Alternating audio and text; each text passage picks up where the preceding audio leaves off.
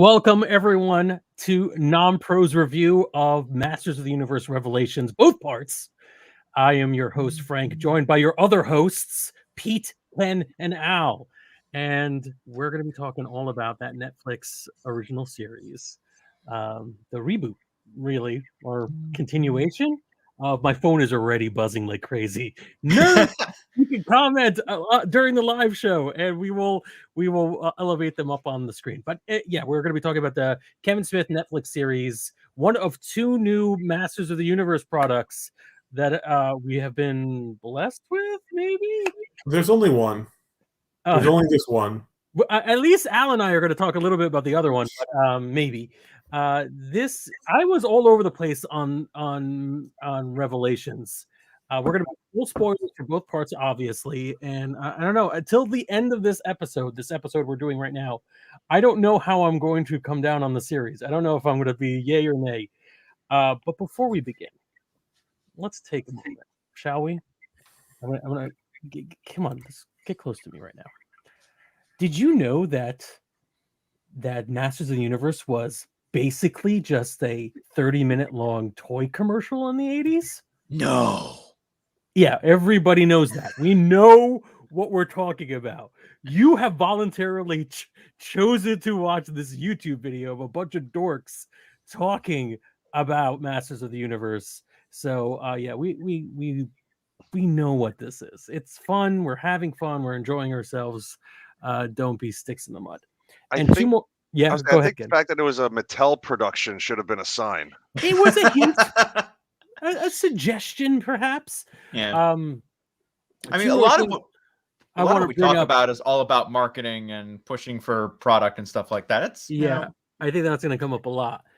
Two other like extremes, because this is the 21st century and the internet. Did this murder your childhood? And is nostalgia a poison that is destroying the masses? We don't have to worry about either of those things. It's not going to be either extreme. We may hate or love this thing, but it doesn't necessarily need to go down to that kind of obnoxious level. All right. Where do we begin? Maybe just a quick recap of what happened in Revelation. This is going to be like a blow by blow recap of any part of Revelations, but where were we? He-Man dies Again. Yes. So in the first part, He-Man died, and then it was the quest to find He-Man's ghost, more or less, right? It was the quest to bring magic back to Eternia. That's a little bit more accurate. So they got a group of good guys and bad guys together to go on the quest. Right. And they went through all the different levels of Eternia, and Eternia's heaven and hell. That's important. It comes up later. And then it ends with He-Man returning, being resurrected, at least Adam being resurrected just in time to be killed by Skeletor again. Or kind of killed, run through with the sword, and then Skelegod appears. I said that in a very Kevin Smith way. Not gonna lie, I loved the concept at the end of that. Finally, the bad guy obtaining the power. I thought that was really cool. Yeah, and you could tune into part one of this mini series of us covering this. I think we mostly came out ahead of this. I think we all enjoyed it a lot. Yeah. Although we had mixed feelings about certain parts of Revelations Part 1. That's where we left off. In Revelations Part 2, it picks up exactly where we left off with Adam, dying out, where he was dealt a fatal wound. He was not killed at the end of Revelations Part 1. Pretty gory too, actually. Yeah. Well, more blood than you would have gotten in the 80s, certainly. Yeah. And our heroes having to kind of deal with this all-powerful Skelegod. So, overall thoughts. What do you think Revelations kind of paid off where the part 2 did part 2 follow perfectly after part 1 to my illustrious host? Anybody want to go first? I'll be honest, I enjoyed the ride pretty much through part 2. I'm not gonna lie. Yeah. So what I'm specifically asking though is, did it actually pay off of where we landed in part 1? So part 1 we get Skelegod, and I think in the most part it did. Like when we pick up with part 2, I do feel like we are essentially exactly where we left off. This could have just been the next episode afterwards. I don't even know. Like, I mean, I don't know if it interrupted the pacing that much. Like, I almost kind of feel like I wish they just all been released at once. I don't know what the scheduling was or how it worked with part 1 and part 2, why it shook out that way. But being that it just happened immediately afterwards, I think it would have been better if it had just kept going. I would argue that Prince Adam was a bit more definitively killed at the end of part 1 than he was when we pick up. Mm-hmm. I feel like there was a degree of healing that took place. He was a little bit more stable, it seemed, by part 2. So I understand narratively the need for it, but yeah, I don't think we needed to have it quite that definitive at the end of part 1. Yeah, I think there was a lot of like misdirections for the part 1 with He-Man being dead, right? Even in the first episode when he dies, we all kind of feel like, well, yeah, he's dead for now. Obviously, there's gonna be more. It definitely came off to me like the death and return of Superman. Yeah, but for He-Man. Yeah.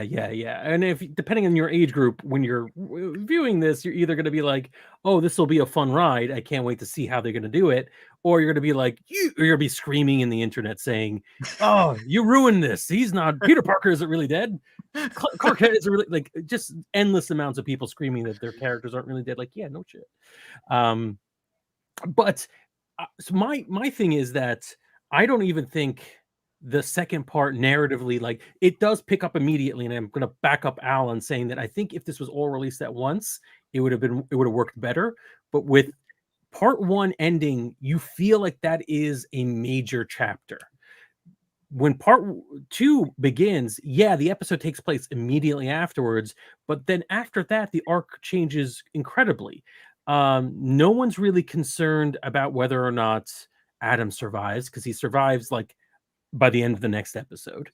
There isn't really that much fear of Skelegod taking over Eternia, because he's pretty much just obsessed with the one thing again, killing He-Man.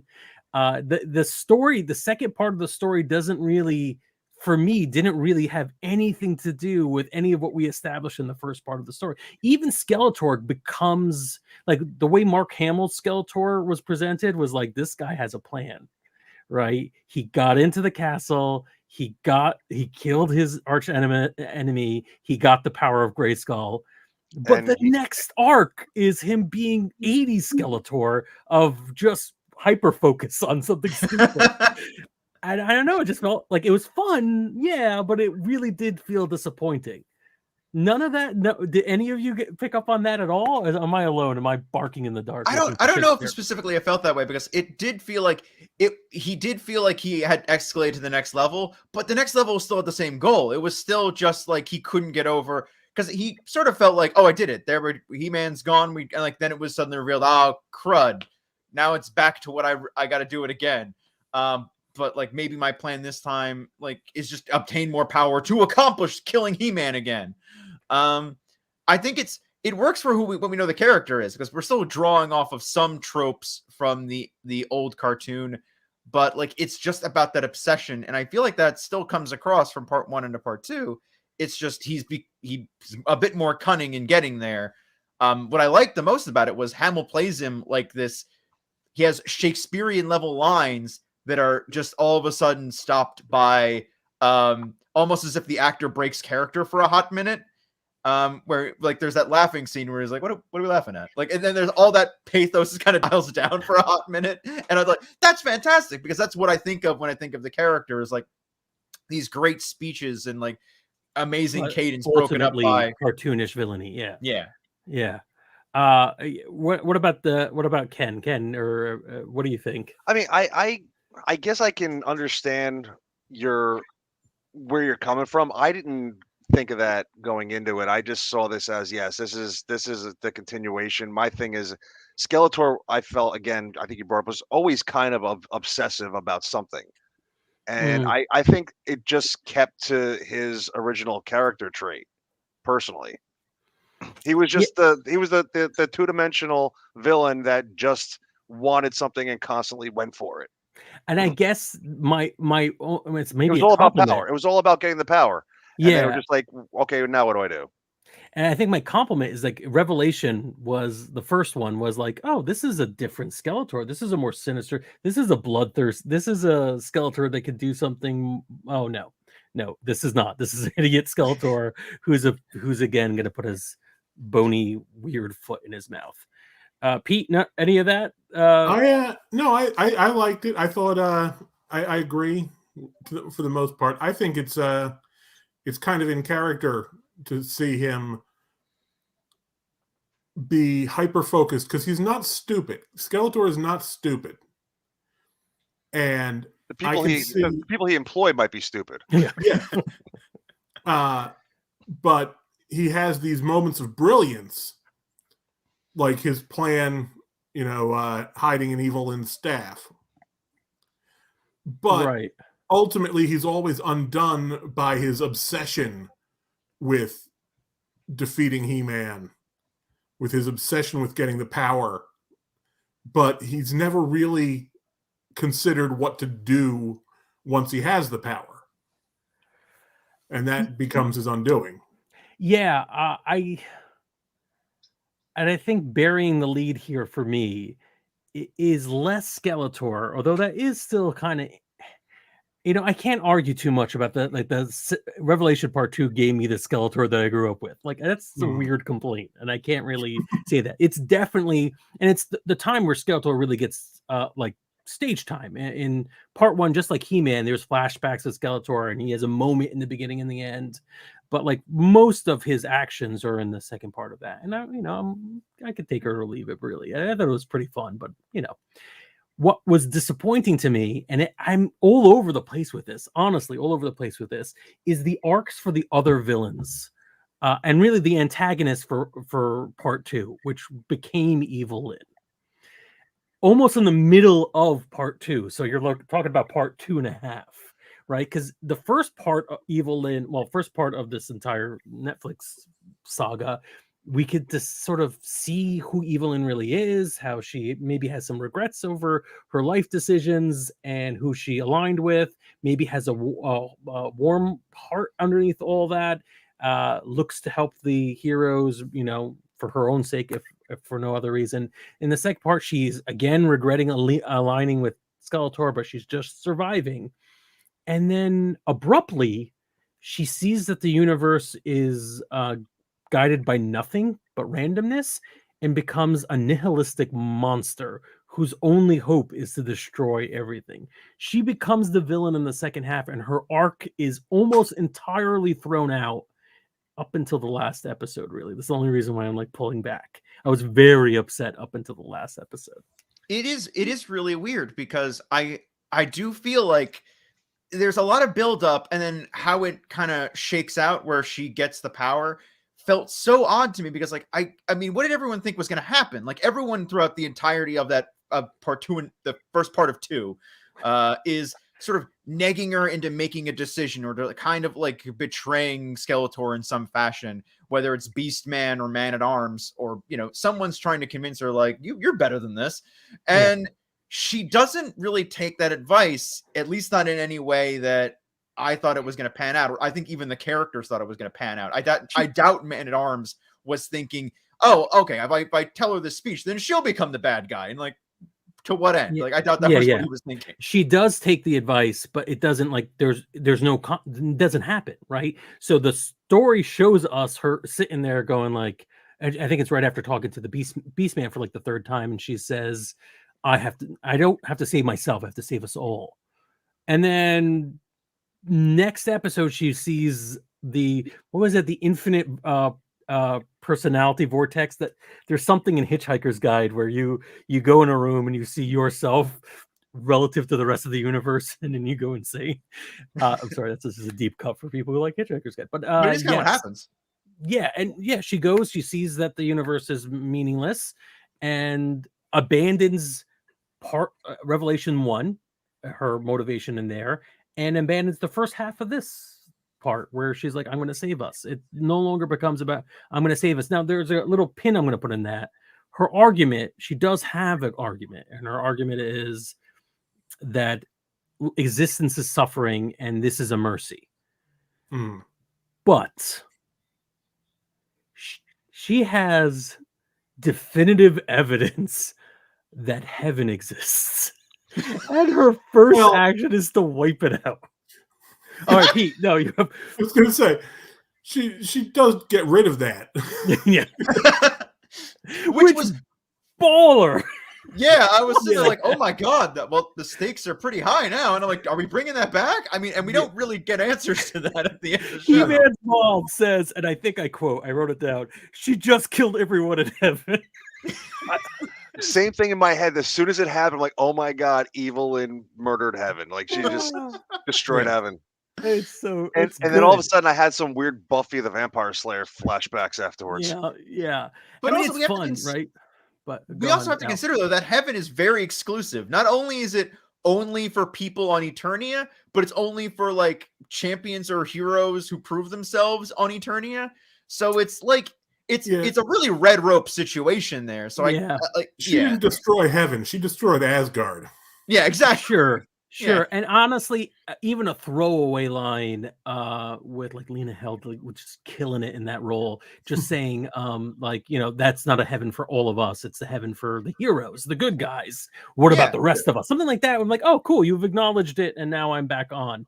Like, which whole time I'm thinking like, in part 1 too, which like we're always missing that one line of dialogue that like kind of would clear up what's going on, because absolutely what you just said would make perfect sense as to why she does it. And like, yeah, because normally when you have a nihilistic villain of some sort, there's a question about like, what is the meaning of all of this? And while Zor, which apparently is their creator god, cool, was proven to have died in creation. By the way, Kevin Smith, a lot. This is a lot. But okay, that doesn't seem like it would have been motivation enough to counteract all the other things that she has experienced, even though her Aladdin backstory was messed up. She had an Aladdin backstory, didn't she? Yeah, pretty much. Like, although I don't know if Aladdin had the "my parents wanted to eat me" bit. That's what Pete said. Yeah, in pre-production. Yeah, I don't know if there was quite a cannibalistic. And that was just what, like, they were smiling. They were so happy. That was messed up. It's messed up. Oh man, totally just out of place. It was like, what? Okay, sure. It felt like I agree with you actually, Frank, where I was sitting there and that was one of the only moments out of watching the entire series where I really had to pause it. I literally paused it and I was like, did they say that? Well, not that I was gone from the show forever or anything like that, but that was definitely one of those moments of like, they were gonna eat her. It's a bit much. And there are moments like that throughout. Like another example I could say is, and it's really the two negative and evil, bad leads from Revelation 1. Beastman is amazing to me. Again, I'll remind everyone who's watching live, you can comment and we'll talk to the comments in the show. It's a part of the fun. But Beastman like had a pretty solid beginning of an arc in 1 and had things happening, like had soliloquies, had moments in Revelation that at one point I think the last episode, or if not the penultimate episode, he says, "Turn me into Battle Beastman." That's it. No explanation for why he chose that. No, I guess maybe he loves Evelyn, but you think he'd love? No, I think he does get an explanation there, because there is a build up to that line. You're a beast or a man.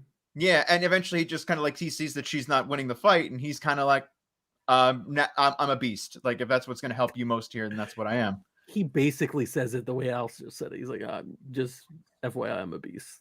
I mean, I'm guessing he looked at it as, well, hell, if He-Man can become Savage He-Man, kind of like Savage Hulk, well, I'll take my turn too. You know what? If Beastman had no motivation through it, like any of the other villains, like Triclops or the other people who kind of just have like a gimmick, it's fun to see how they got reimagined but they don't really have like motivation. We didn't follow them enough to know what they're after. I'd be like, yeah, sure, Beastman wants beast power, so he wants more beastie. Sure, no problem. But like we went and he saw like this isn't right. Skeletor is just wasting the power. Save yourself. To oh, you're gonna destroy the entire world? Yeah, I'll help you out by being a giant tiger thing. Why not? He went full Dr. Moreau is what happened. Yeah. Yes, but like the '90s movie. Yeah, exactly. where Brando was just like, I'm not doing this. And you sit there watching it. Are they men that became animals or vice versa? I still don't know where Beastman tracks. Yeah, he's somewhere in there. Yeah. And it's weird. The series is full of moments where like it's a victim of its own success. It sets something up that's cool that makes me think, all right, what? And then it's like, oh, nothing. That's what. Nothing happens. Even the Savage He-Man, which was a pretty cool moment. I think we're officially calling him Savage He-Man. That was a pretty cool moment. But like, you know, he almost kills his dad, but his dad hugs him and it gets it out of it. But why don't we see him again? I thought that whole arc worked great. I really enjoyed it. I thought we got set up and payoff for that whole entire thing. And I'll be honest, I think that was the one thing that took me out of the show. The Savage He-Man? The whole Randor hugging him, saying, you know, okay, calm down. This, you know, I'm giving you the affection I should have given you forever ago. It took He-Man to tear his head off for him to say, "I love you, son." I mean, that kind of took me out of it a little bit. I don't know why that hit me real hard when I was watching that. I really fell for that one. I was like, oh no, man, happy. Yeah, exactly. Yeah. Oh, he is proud of you. I don't know. That one hit right for me. I was there for that. I was saying real quick. I think for me, the whole thing was with everything else going on. That was the one melodramatic point of this half. And it was too much, and it tipped you over. Yeah. Yeah, because there's so many other things that you could have focused the melodramatic on, and that was the one thing. I'm like, okay. Sometimes it works. I think Sarah Michelle Gellar's Teela doing all the like, I can't believe you lied to me, Adam shtick from the last arc and sort of some of this, I think it worked well. I think her delivery was perfect. I think it worked. Yeah. I was like, yeah, she would be a little she would be upset about that. Yeah, being like, but and maybe that's also because Teela was such a big character in the original series, like she was there all the time. But like King Randor, like his only role was to be like, oh my son, you're always partying. He treated Adam like Adam was Bruce Wayne, like a millionaire playboy, right? And it wasn't like I never felt bad for Adam. So like to see that Adam had all this unresolved issues with his dad, I was like, this is a lot. I forgot this character was a person. I feel like this is once again and Diedrich Bader is Diedrich Bader. I just couldn't like lose it. So like for me, I think I'm a little bit more like Ken. It kind of stuck out a little bit more. You know what I wish they had spent more of the time on relationship wise? Frank, you were mentioning about, you know, Teela being upset finding out about everything. What I wish we had gotten more of was the Queen Marlena King Randor relationship and how their marriage seemed to have been falling apart. I thought that was really interesting. I thought maybe I missed something there, but I guess not. No, I guess they just didn't give it to us. Yeah, no, they just didn't give it to us. Sometimes parents are only together for the kids. Yep, that's the lesson at the end of Revelations. But like, no, I can see how that would happen. Like they lost their child, and like they talk about it a little bit where he begrudged her because she knew all along that their son was He-Man, and she never told him. And even when he got around to like accepting and understanding that, like he had already done so much damage that now was on her, and she wasn't forgiving him for how he treated her. They went over some dialogue about it. It was all. I agree. We could have spent some actual time with those characters having those conversations rather than her kind of info dumping to her son. It's kind of surprising those two were together in the first place anyway. I mean, they're from two different worlds. Yeah. Literally. All right, that's my only reaction to that. That's going to sound great on the podcast, by the way. All I have here is such a weak trick, and I'm not sure what that's about, but I think it's the way Evelyn manipulates Skeletor, which I don't know why I put down weak Trick, and I didn't mean like Trick is not a play on words, Right. but I think she manipulated him all right. very uncomfortable moment. Way too like all right, the sexuality of this moment. I personally don't have much to say about it. It was odd to me, but I think that's kind of that is the white. No, I was gonna say that's the distraction. That's the In a weird way, you know what it reminds me of? It reminds me almost of the original Infinity Gauntlet with Nebula actually tricking Thanos. Or was it her tricking Thanos into so that she was able to take the gauntlet? oh yes, Where in the comic he version. left his body. Yeah, Yeah. he left his body, and she took the opportunity to seize the gauntlet and take the power from him. Yeah, well, she didn't really trick him as much as she could like crippled her way towards it as he was tortured, and his body. That's a whole Yeah, I other think thing. it was Adam Warlock who convinced him to get rid of it. Right. Yeah, it was something Or like to abandon his physical body. Right, Either that or right. though. we're completely off script now, but yeah, there was So yes, everyone's talking about how weird that moment was, and how. And if anybody has any hot takes that you want to spill right now, please do. It's the But there's only something sexual behind bit in that the I really entire want to talk about. show, and it comes out of nowhere, really. Yeah. Like, because I'm sorry, Al, say that again. It's the only like sexual bit in the entire show, which is why it feels like it comes out of nowhere. Like, I almost wish that she had done it and like it didn't work, and Skeletor just been like, "What did you expect me to say? The power return?" Oh, and then like all of a sudden, like Oh the power God. returns. You know Oh what? my God, that would have been better. I'll actually give it a buy based on how the first part ended, because we had this whole thing where Evelyn had the opportunity to leave to be with the heroes, and she chose to go back to Skeletor, and I just assumed at that point, with that part of the show happening, that's why she regained them, because she was going to turn the tide and not let Skeletor keep it. She was just biding time to actually do it. Right. Yeah. I think that's what we all thought up until like the halfway point of this second half, where suddenly she became the villain again. And that feels like it's another twist to a story. That's good storytelling, but I don't think it is. I think it really is a dropped lead. I think we have a bunch of characterization and agency this character had that just sort of vanished up until the last episode. The thing, the elephant, I'm losing the phrase I'm looking for, but the misdirect here for the sexy Evelyn. All right, Darren Patterson. I'm so glad he got to say this. Darren Patterson says Evelyn mounting Katsudis Skeletor was definitely something. Yeah, it was my entire Friday night. That's all I got to say. That's right. So beyond the weirdness and the sexual, the maybe even the coolness, maybe this is some fan fiction you had in your head for a while. And actually, it is kind of interesting from another perspective. She is in an abusive relationship with a manipulating monster, right? Yeah. Like she doesn't choose to go with Skeletor at the end of Revelation. What choice does she have? He will kill her if she doesn't, right? So like that's, and the series does talk about it and deal with it to a certain extent. Beastman and Evelyn have a heart-to-heart that is completely ignored in the next episode or two. But the other weird thing about that moment is it is very silly in a way. Like the Skeletor, this is definitely the moment Skeletor stops being the Skeletor we've seen in the first part of Revelation, where he's like a genius who planned this whole thing. Before he became this demon, the opening of the show refers to him as a demon. The demon Skeletor is kind of like a little horny, and he can be manipulated. And it just felt off to me. It was rescued by a wonderful line: "You can't love, you can only crave." So like that is the whole thing about this series is like, I'm like, I hate this, but I really like this. And they're almost married together. I can't have one without the other.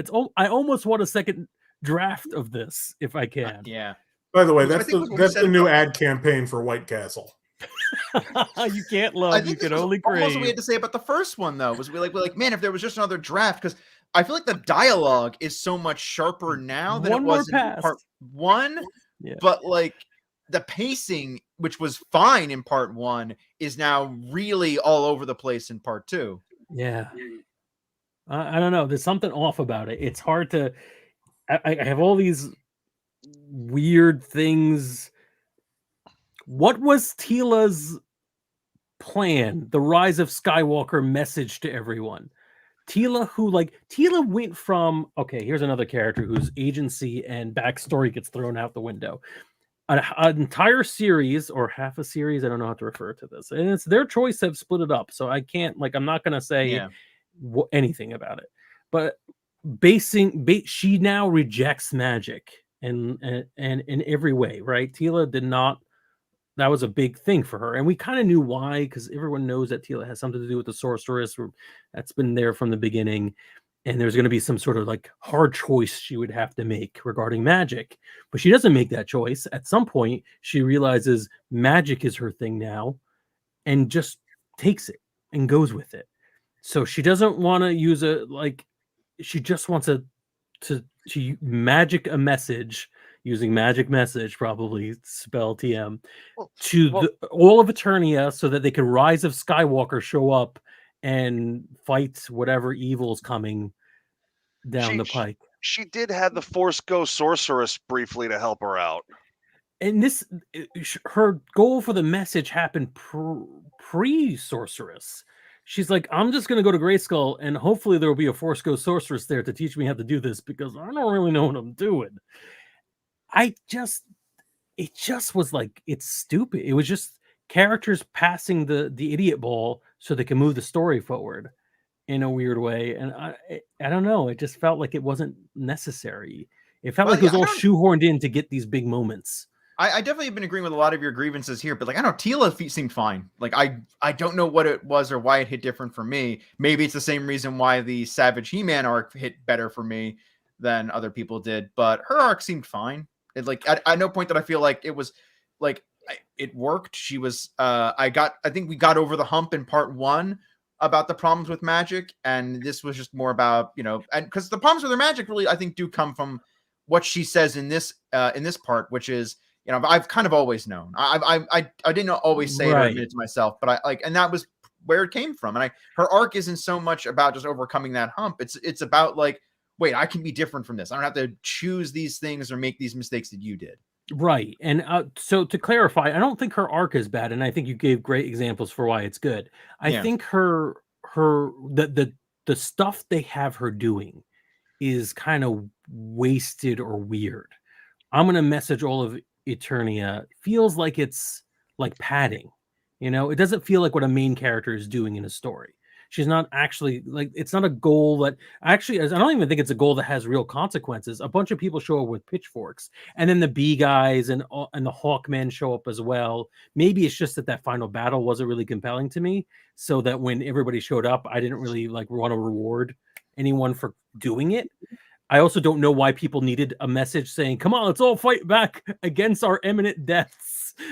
You're right, Tila. I should fight back against my imminent death. Dying would be a bad thing.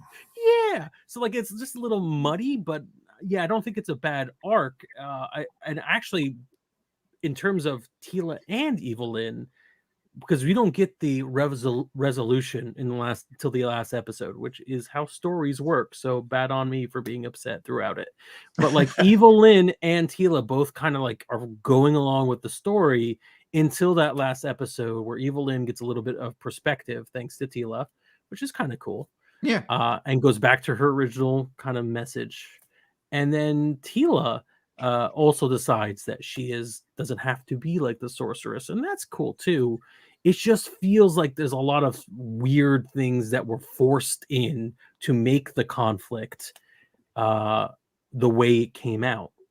It doesn't feel like it was pieced together correctly. It feels like it was just sort of jangled together.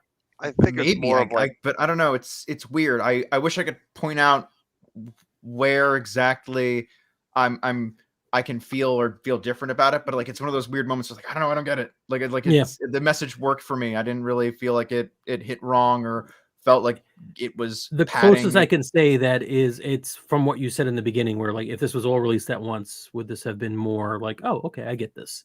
What this is. But for me, when I see a story that has a definitive part 1, a definitive part 2, I want them to relate to each other in a way that this didn't quite. Ken, you were going to say something just now. I kind of agreed with Al about the whole Tila story arc, but I think part of it also was being a fan and kind of knowing the characters. And I think it's that weird moment where the writers and the audience are all on the same page, where it's like, yeah, we all know that this is going to happen. We just have to get to it, and they just did it very rushingly, like very quickly.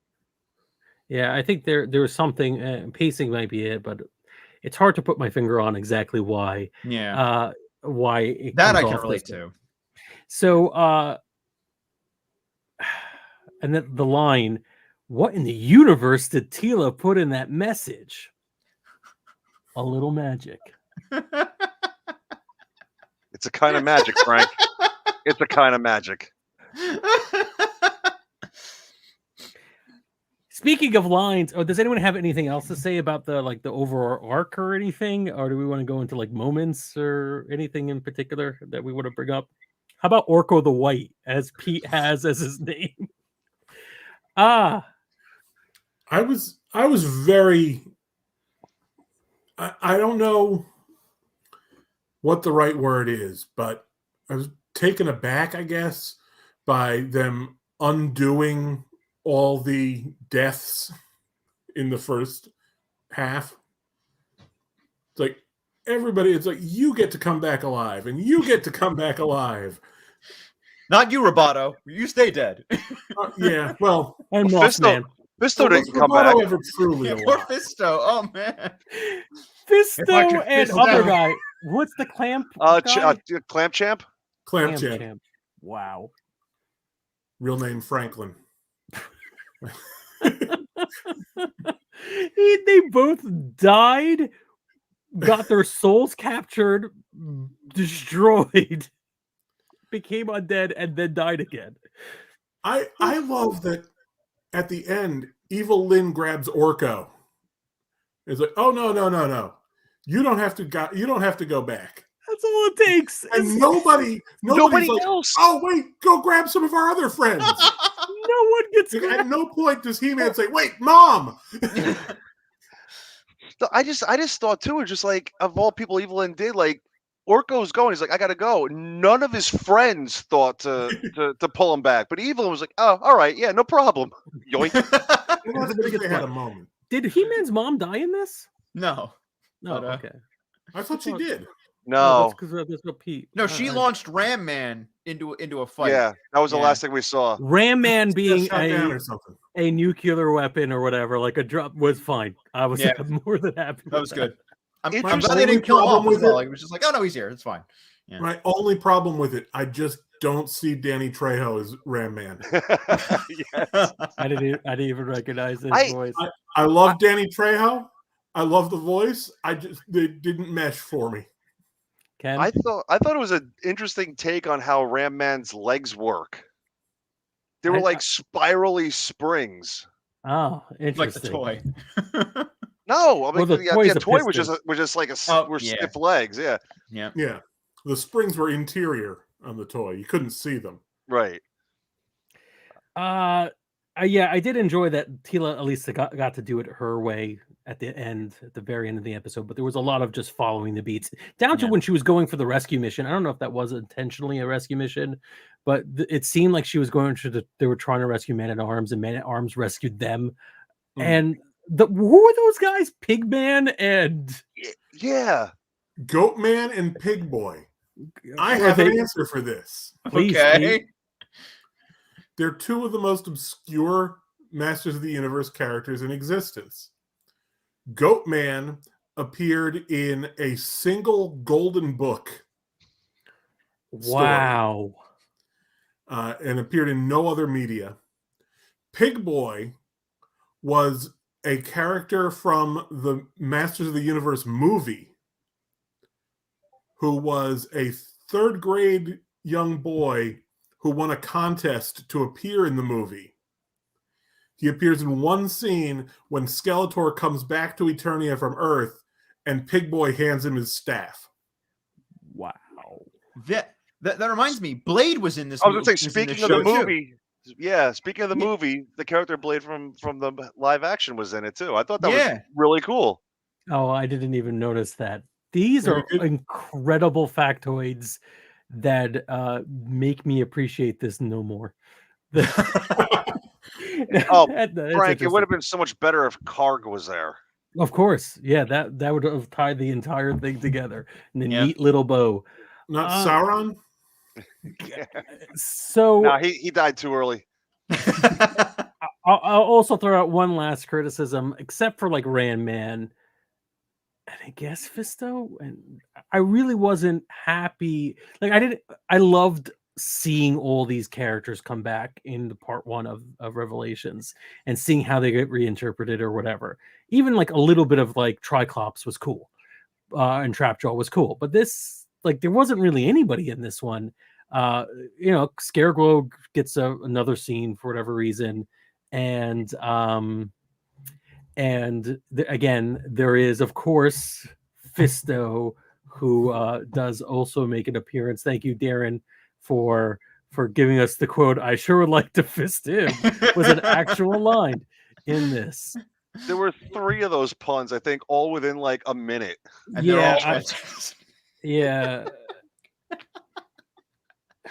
There's just so many, but like there wasn't as much as the first part, and I kind of miss those. I really did enjoy those in the first part. Yeah.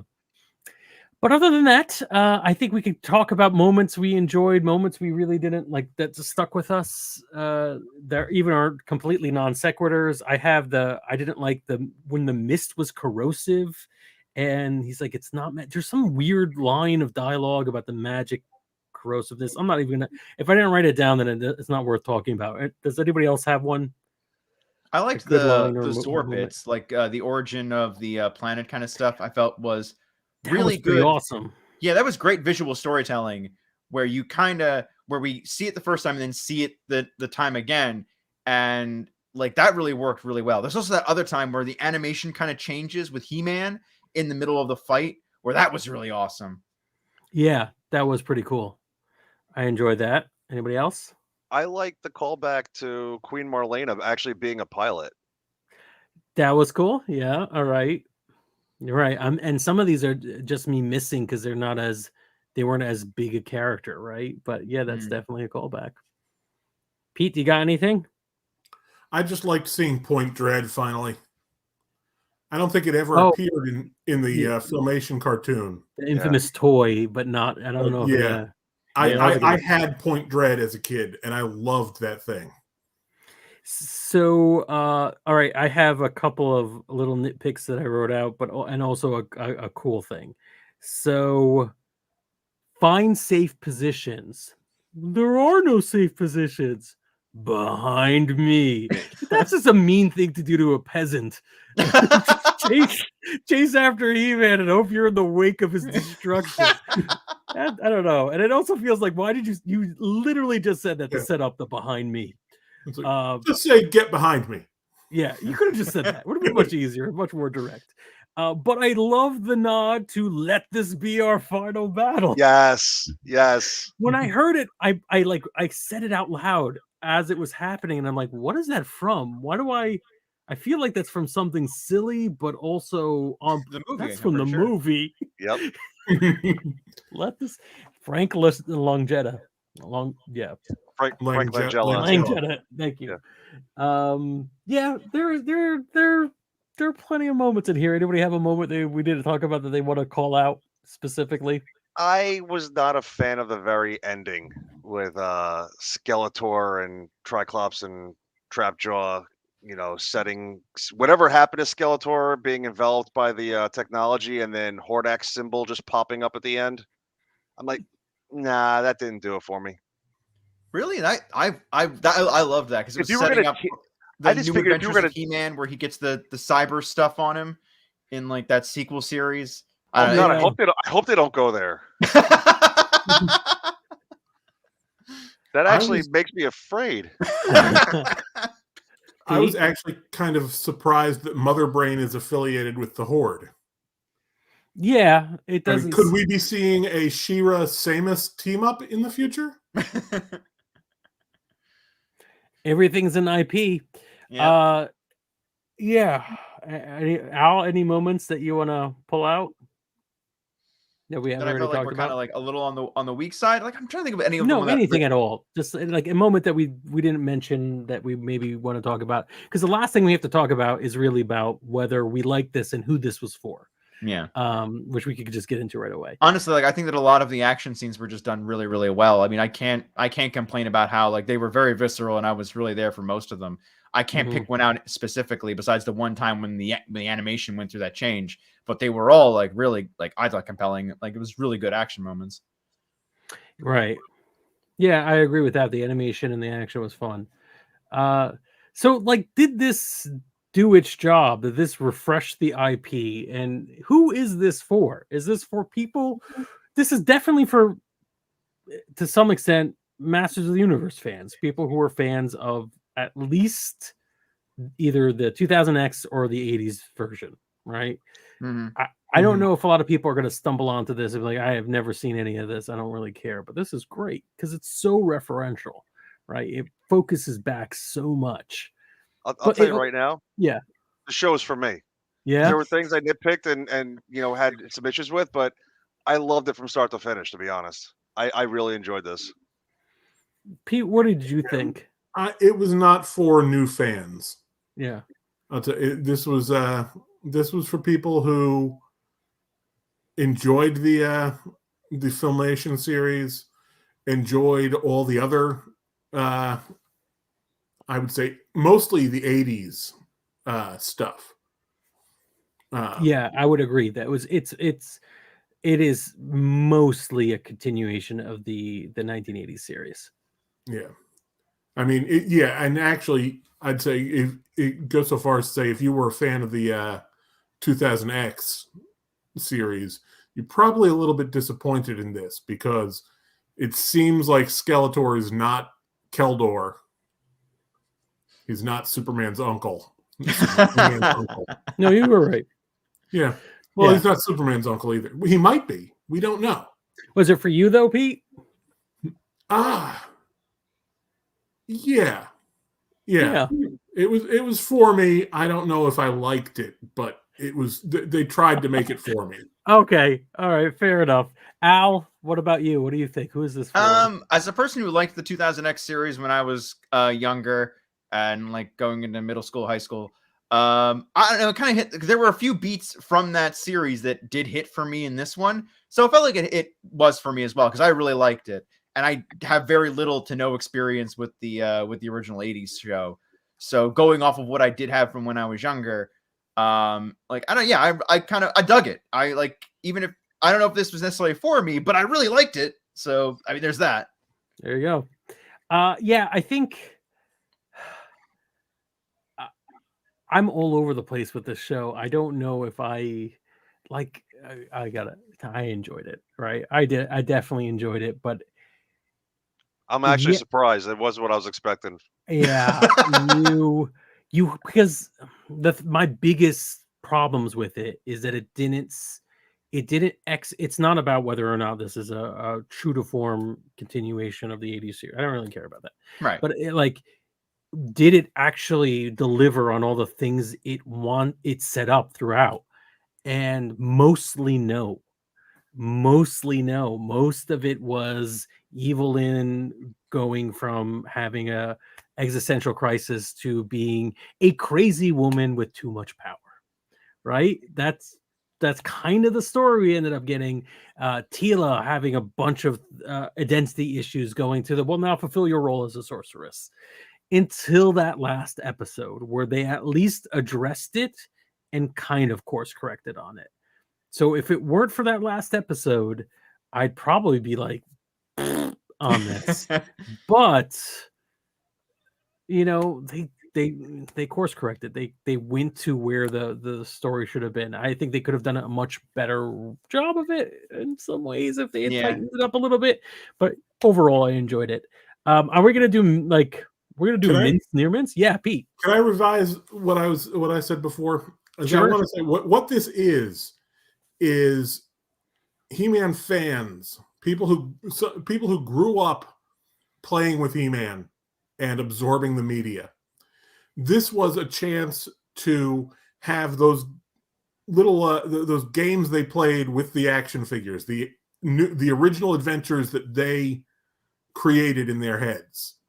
You know, you playing this was a chance for them to put that on the screen. You know, this was the continuing adventures of He-Man, as I'll just put Kevin Smith on it, as Kevin Smith played with his action figures as a kid and made up the stories in his mind. Right. And I think you could enjoy that. You could be like, yeah, Kevin, that's a good story. That was fun. Yeah. Like, I'll come over to your house again. Or you could be like, no, that wasn't the way I would play with it. And I think that's where a lot of the internet arguments come from.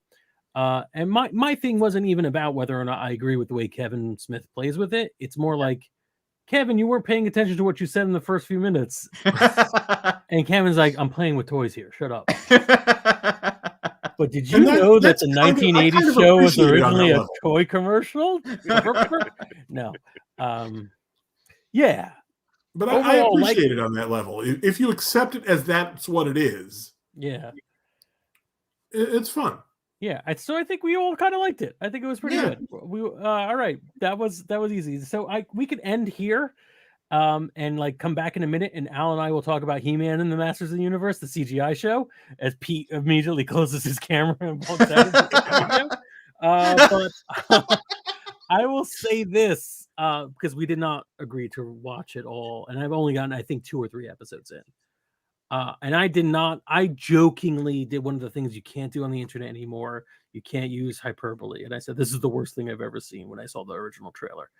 Or I may have even said this murdered my childhood, but like I'm intentionally dragging, like, making the joke.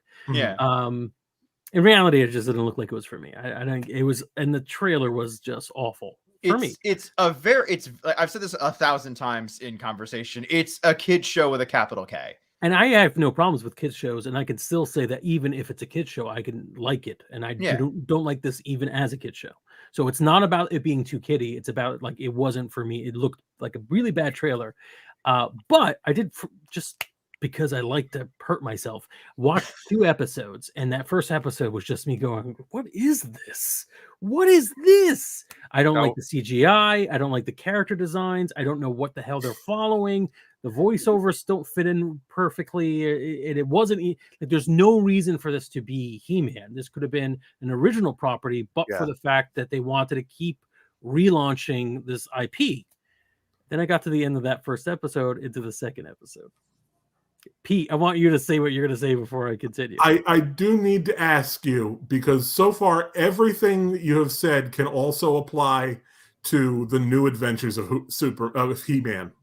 Yeah. It did remind me a lot of that, actually, and it is an intense. Why is this He-Man? Yeah, it is, and that's what I remember thinking at the time at New Adventures of He-Man, going, "Why is this He-Man?" And same thing. I was like, "Why is this He-Man?" And by the end of that first episode, into the second episode, it's not like there's a major twist or anything. Yeah, it really isn't. But I'm like, I see where they're going. Okay, that's interesting. This might actually be okay. The theme music is still horrifying, objectively.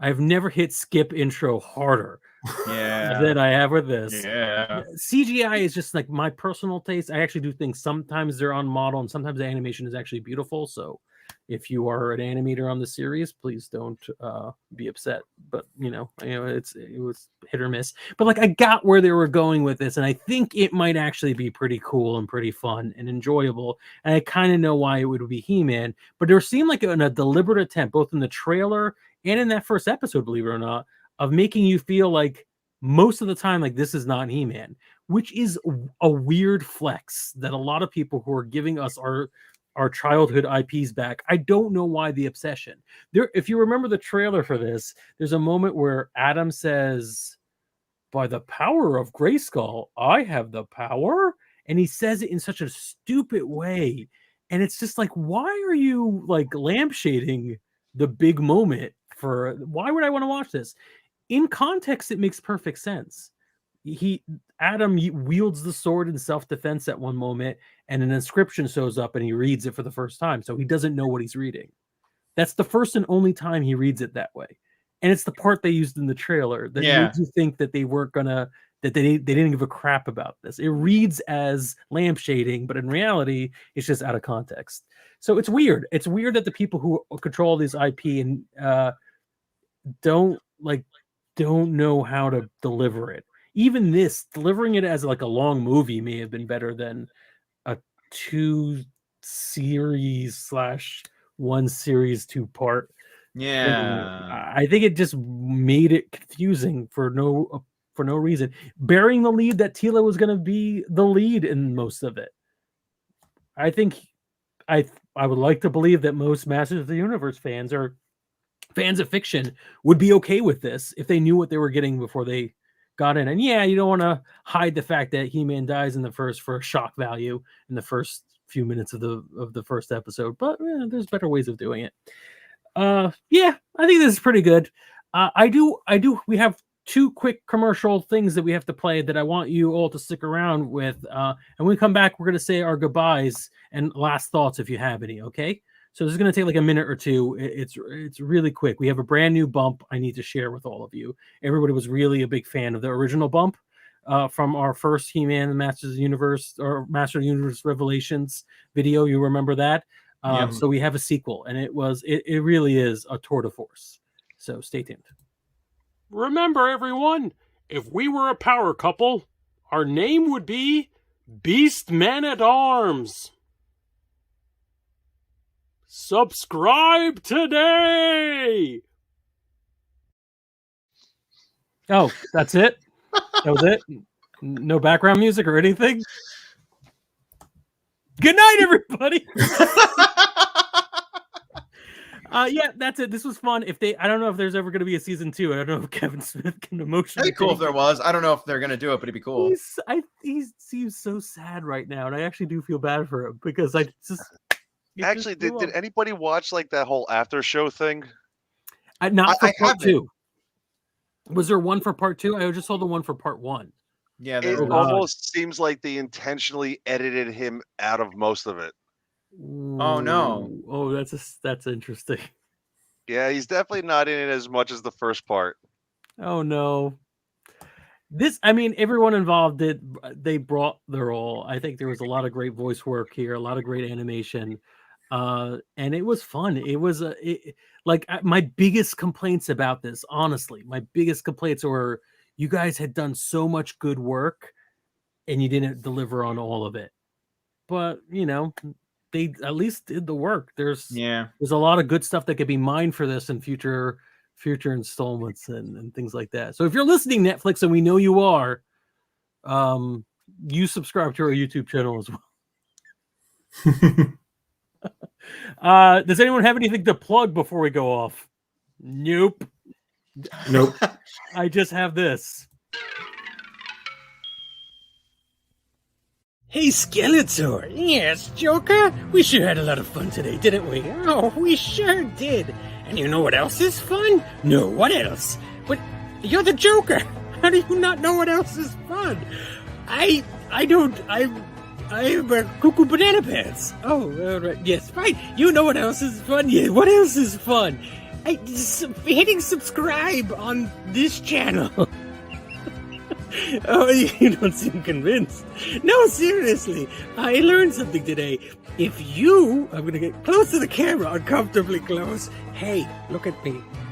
If you want to show support to the independent creators and not just these huge media franchises, you should follow, subscribe, that whole deal. Specifically, subscribing to us on YouTube and Twitch really does do the trick. It really gets me in my funny bone. That should be my joke. I lost my voice. Also, Superman is here. Yay! Subscribe, like, and follow. We learned something today.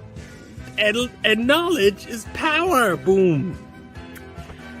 I don't think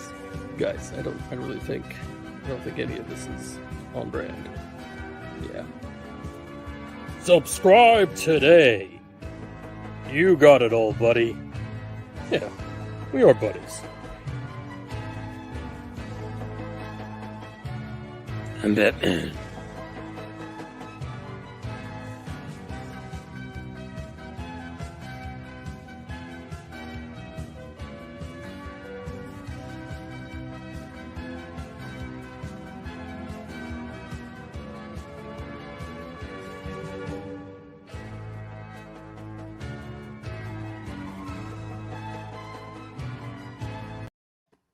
I just want to come back. I was gonna just close, but one of the few joys I have in life is watching your faces as you watch that video.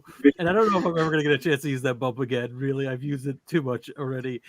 But it's just great. That one can never go away, man. Nope. No. All right. Good night, When would you everybody. not use it? Yeah, it's true. It's got everyone. It's got DC characters. It's got Mattel characters. It's got everyone. There we go. Yep. It's I got mean, Batman. honestly, when you're not going live, I think you should just be broadcasting that on a loop. Yeah, that makes sense. I think that'll get a lot of subscribers. All right. Good night, everybody. This was Good night, fun. everybody. Good night, everybody. Bye.